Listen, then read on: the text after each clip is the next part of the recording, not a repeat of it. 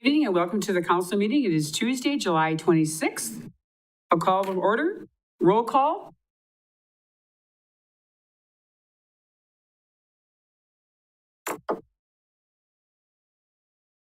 Okay, I don't have anything on my screen and I am logged in. So that's why I don't know what's going on, because I have nothing on my screen except people. Yeah. And you all look great, by the way. I'm ready, absolutely. Let's stand for the Pledge of Allegiance. I pledge allegiance to the flag of the United States of America and to the republic for which it stands, one nation under God, indivisible, with liberty and justice for all.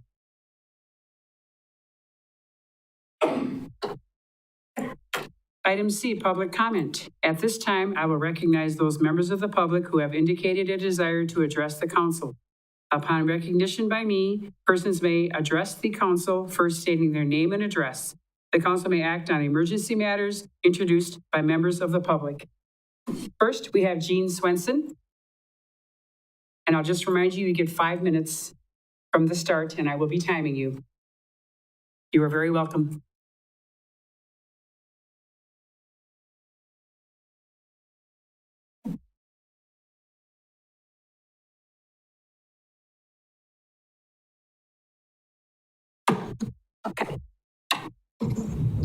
My name is Jean Swenson, 1111 East 21st Street.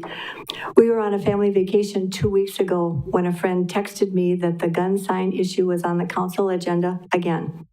Over the years, I've addressed the council on the building of the new library and guns in city buildings. This time the two have again collided.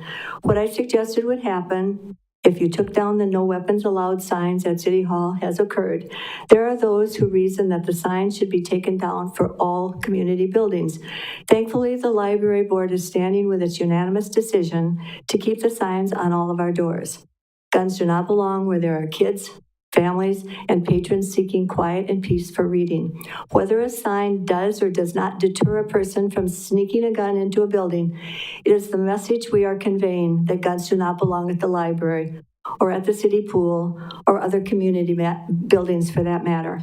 Since checking with the mayor on the wording of the motion, it was only meant for City Hall. Why is there no sign at the 2nd Street Community Building? My own conscience and respect for our library director also are part of why I feel so strongly about this issue, and I thank the alderpersons who voted to keep the no weapon sign on City Hall.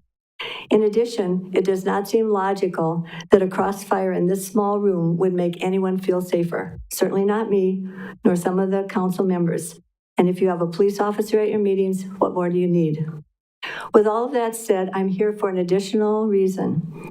Another summer is quickly passing, and paved roads throughout the neighborhoods have further deteriorated.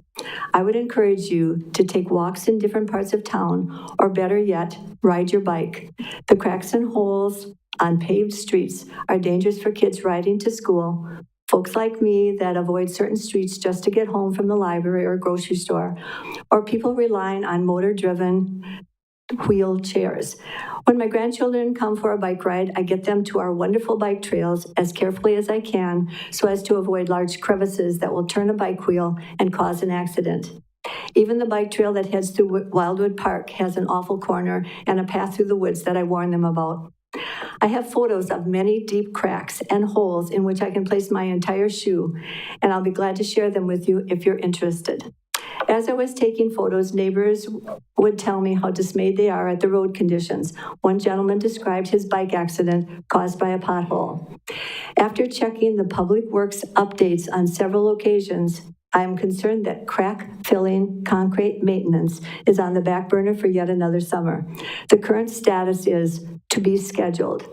If the street department is understaffed, perhaps summer temporary workers could be a pothole platoon.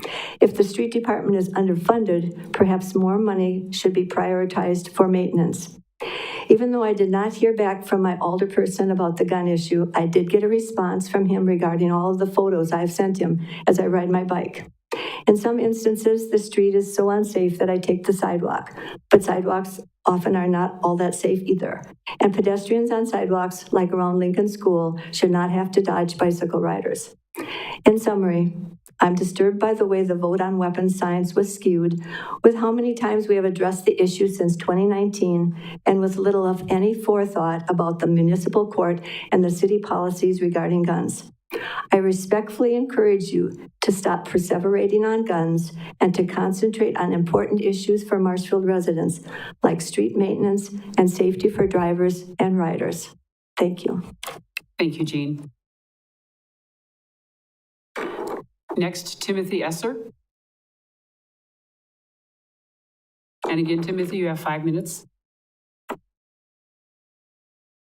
Hello, I'm Tim Esser. Most people know me as TJ. I'm at 1504 South Cedar. I'd like to bring the attention to the members and everybody today about what we recently found out in the community on the last session, which is the future of the Rose Bowl. I emailed Mr. Barg about the issue, and he said maybe we could elaborate on some of my thoughts. And I'm all for developers coming in and putting new structures in, but if anyone's read the comments on the multiple media outlets that came out, that there's mostly an uproar about it, and they mostly feel the same, that it's not like best fit for our community to have what's proposed being put in. So I'm proposing, an idea of maybe that the city can purchase that building, renovate it into something like what Wausau has. They have Wausau on Water, or WOW, as what it's known as. It's a family fun place. It's a year-round thing. Brings in a lot of people from out of town, which I think would be something that would be a best fit to keep a family activity center here, because there's not many places like that left that are year-round. And he said that we'd probably discuss it into some detail, that they usually don't do that. But that's what I'm kind of proposing to the council members, is maybe we can band together, and even some of the other business owners like myself. I run multiple small businesses in the city of Marshfield here. And if it's something that we can do, me, myself, as a business owner, I'm willing to put some free labor towards the renovation of it. As well as some other business owners, they might feel the same way. And if it's something that we can do, it'd be cool. You know, the families walk in, they see parts of every business from the city as they walk in. So, you know, it not only showcases our city, but it also showcases our local businesses. And that's pretty much what I wanted to talk to you guys about. Okay, thank you, Timothy. Seeing no other comments, we'll go on to item D, approval of minutes, July 12th meeting, 2022. Motion by Fire, second by Peschel.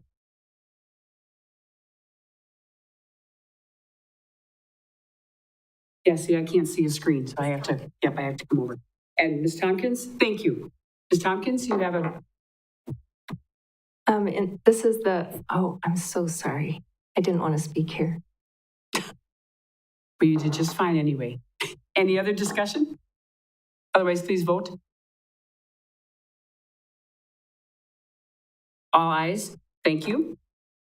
Item E, staff updates. Seeing none, we'll move on to item F. My comments. Employee recognition, Cody Shanks, Street Division, 5 years. Congratulations, Cody. Moving on to G. Council comments. Seeing none, move on to H. Reports from commissions, boards, and committees. Seeing none, we'll move on to item I. Consent agenda, meeting minutes and reports.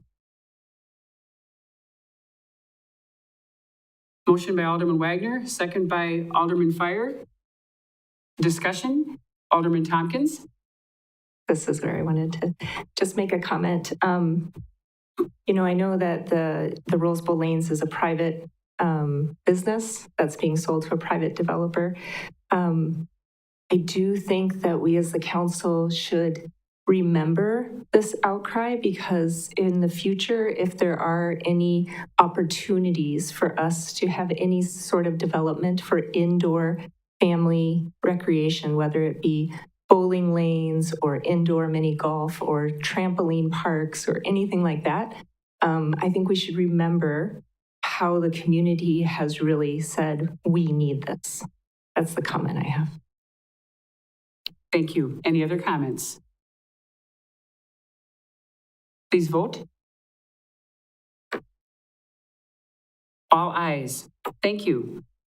We'll go through item J since we have no action to remove anything. On to K, first reading of ordinance number 1476, rezoning property located at 1401 South Apple Avenue from SR4 single family resident to TR6 two-family residential, presented by Stephen Wiley, City Planner. Thank you. So this is just the first reading, as mentioned, of this ordinance. It's a zone change request. So it is just taking a single vacant residential parcel right now and rezoning it from SR4 to TR6. The current owner would like to sell the lot. He and his wife have owned and maintained it. They've had a garden and a garden shed on there. But other than that, it's been vacant for a number of years. And they've just decided they'd like to sell. They've had a number of potential buyers that were, I guess, turned off by the existing single-family zoning. So they filed for a zone change request and went through the Plan Commission last week at the July Plan Commission meeting. In looking at it, we were able to support the zone change request because we look at the surrounding zoning, the future land use recommendation, and just make sure that it can fit within the surrounding neighborhood and the comprehensive plan. In this case, it does. The future land use recommendation is medium density residential, which allows for 3 to 10 units per acre. So it's kind of a mixture of densities that would be permitted. And that would fit with a number of single and two-family residential districts. There are some two-family districts or two-family zone parcels, I should say, just across Apple to the southwest of the subject's property. And then there's also a few that are interspersed in the greater neighborhood here and there. So it would not be unprecedented in this area to have two-family zoning for this parcel. We did have a concern from one of the neighboring parcel or property owners to the immediate east. And she was concerned primarily with the potential for a duplex to go in there and just the view of that and not knowing who might move in. I did try to assure her, though, that that anything that would go there would have to meet setbacks and meet the zoning standards, and staff would review anything that would be developed on that lot. So Plan Commission did recommend approval. Obviously, tonight, we're not recommending any action for this because it's the first reading, but just wanted to get that on your radar, and it would come back at the first August council meeting. Yes, thank you, Stephen. And actually, it's going to be adopted August 22nd. That's what it says on my notes. Is that not correct? Nope, it's supposed to be the first meeting in August, right? August 9th. Okay, thank you, Stephen. Number L, request to approve budget resolution number 09-2022, transferring $24,000 from general fund balance to development services. Other contractual services related to the demolition of structures at 409 East 4th Street, presented by Dan Connect, Director of Public Works. Thank you. Part of the duties of our building inspection team is to work with property owners on properties that are dilapidated and need repairs and restoration. One such property at 409 East 4th could not be repaired and was determined to be uninhabitable by the Wood County Health Department in October of 2021. The owner has received a raise order but is unable to comply with that order. And in cases like this, the city would step in and raise the property and take care of the demolition and so forth. We did solicit bids for this, and we received low bid of $16,755 for that. There is some asbestos removal and other miscellaneous work to complete this demolition project. So we've established a budget of $24,000 for that purpose. Normally, we have a little bit in our annual budget to handle these types of projects and property repairs. In this case, the 2022 budget did not include any funding for this purpose. So that's why the budget resolution is before you this evening. The charges, once the project is complete, would be applied as a special charge against the property. And at such time as taxes are levied on the property, it would show up on the tax bill. This was presented to the Finance Committee last week, and they recommended approval of the resolution, and I would also recommend approval of Budget Resolution BR 9-2022. Thank you, Dan. Motion by Tompkins, second by Fire. Any other discussion? Seeing none, please vote. All ayes. Thank you, Dan. Thank you. Item M, staff update. Implementation of an electronic information system to our cities and the local media, presented by Tom Laukst, Communications Director.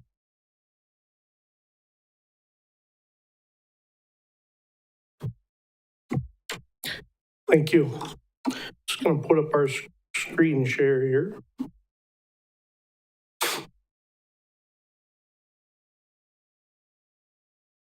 All right. What I wanted, let's see if David flips this to our big screen in the back here. There he is.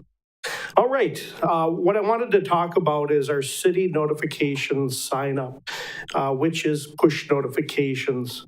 And a while back, Alderman Witzel had mentioned we need to look at ways to get information to the resident instead of the resident coming to us for information. And this is a way that a resident can sign up for information getting pushed via a text or email. So I just wanted to bring this to your attention if you weren't aware of it. It has been up here for some time. I also wanted the residents to be notified of this if they are watching or listening, and as well as media. So what I just want to do is run you through this real quick. It's not hard. It's very simple. You may have done it. You may not. There are quite a few people that have signed up for this part, which is good. So it's very easy. All you have to do, and this is the homepage of the city website, ci.marshfield.wi.us, and you can click this here, and it'll take you to a notifications page. And this is where you can sign up and get your electronic notifications. You can either do email or text, or you can do both. And what I'll show you here is this is where you would put your email address, and then it would give you access on how to do that. And what you can see right now, I only have a few topics in here, and we can add more as we build this. But right now, the main topics that we have are cancellations and closures. That's a piece that we use through our Parks and Rec department.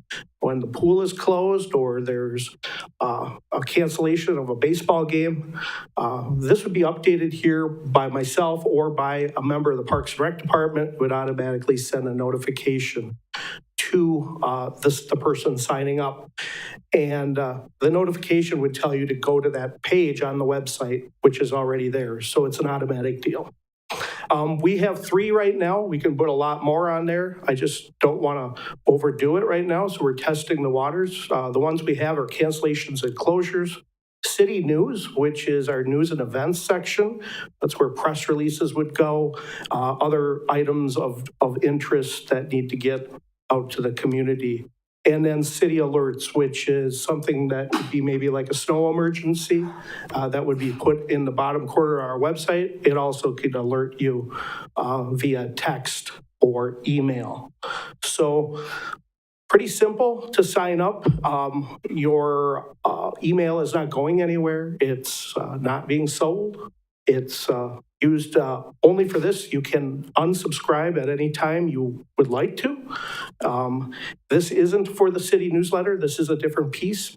We could make it for that, but I know some people have subscribed to our City at Work newsletter.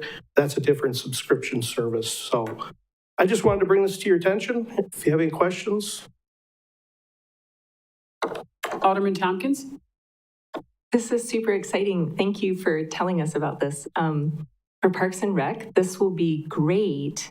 I'm just wondering if when people sign up for sports events or get a pool pass for the summer, if maybe they could get something handed to them to say, hey, if you sign up for this, you're going to find out that the pool's closed or that your soccer event will be canceled because of weather. If they would somehow know, because it's a great service. Yeah, it's where we're heading to our new recreation activities guide, which is coming out shortly. Should have this in here. I was working with Amanda and let her know about this. One thing that we got to make sure though, that it is being used and we're not just putting those closures out on Facebook. As we all know, not everybody uses Facebook, so it's going to be important that everybody uses this to its full potential, because if someone signs up and then we don't put a closure and it's closed, that's probably not going to make somebody very happy. So that's something that we want to do, but I totally agree. We should be promoting it wherever we can, and that will be our goal. Anyone else? Thank you very much, Tom. And I think we should start with the older people promoting that, right? And everyone in this room. Thank you. And tell 10 of your friends. Pretty soon the whole town will know. The whole state will know. So thank you again, Tom. It's just what we need in this town. Item N, adjourn to closed session pursuant to Wisconsin Statute Chapter 19.851E, deliberating or negotiating the purchases of public properties, the investing of public funds, or conducting other specific public business. Whenever competitive or bargaining reasons require a closed session. Possible development agreement for project in TIFT District Number 10. And thank you all for coming this evening.